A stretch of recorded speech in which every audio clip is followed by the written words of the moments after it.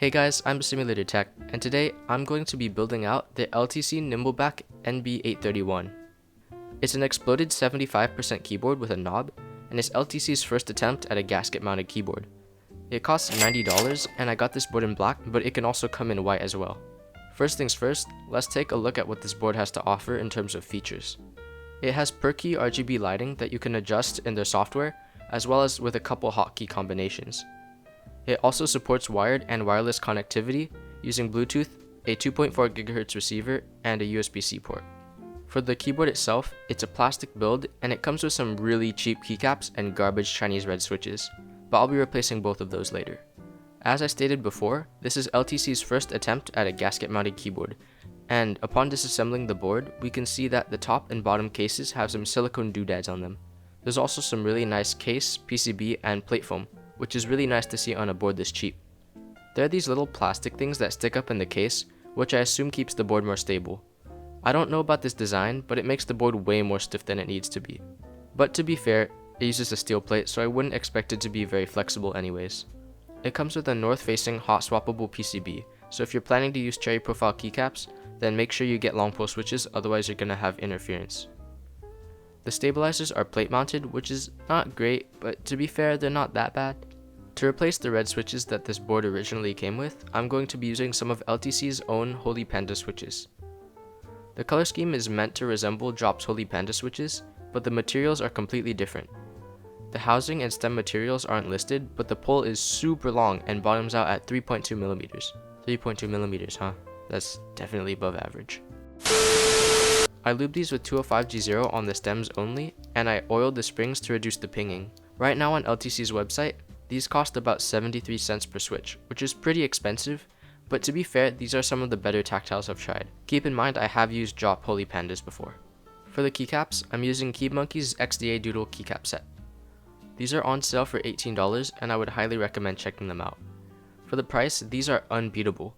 The fonts are dye-sub and pretty crisp, and the PBT material they used is really thick. Also, they're just really cute. Alright, with all the parts out of the way, let's start the build. First, I'll remove the PCB and case foam and replace them with 2 layers of tape and some polyfill. The foams are really nice, but they aren't doing much to help the sound. I'll be playing before and after tests later in the video, so make sure you stick around for that. Anyways, I'll also lube the stabilizers with some dielectric grease to get rid of the rattle. Finally, I'll clip the case back together and throw on the switches and keycaps. Dang, the finished build is super clean, but trust me, the difference in sound is even crazier.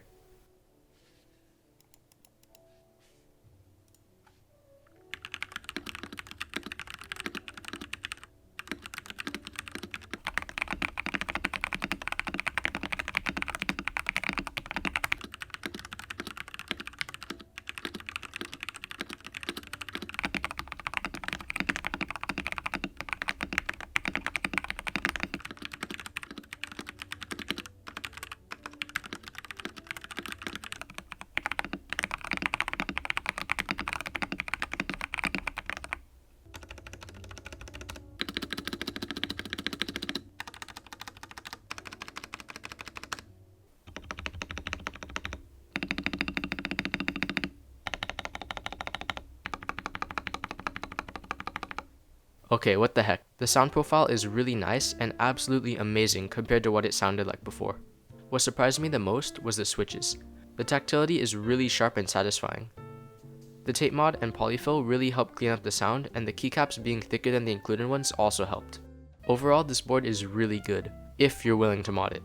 If you're into modding your boards, then this is a great option. However, if you're looking for a board that you don't have to do anything to, then this is a really not a good option for you.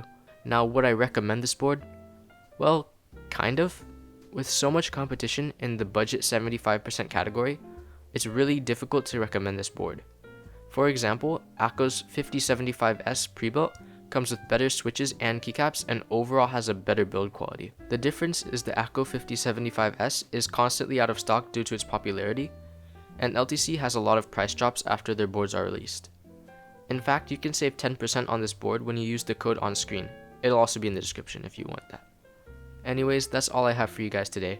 Thank you for watching, and thank you LTC for sending out the board and switches. See you guys later. Bye!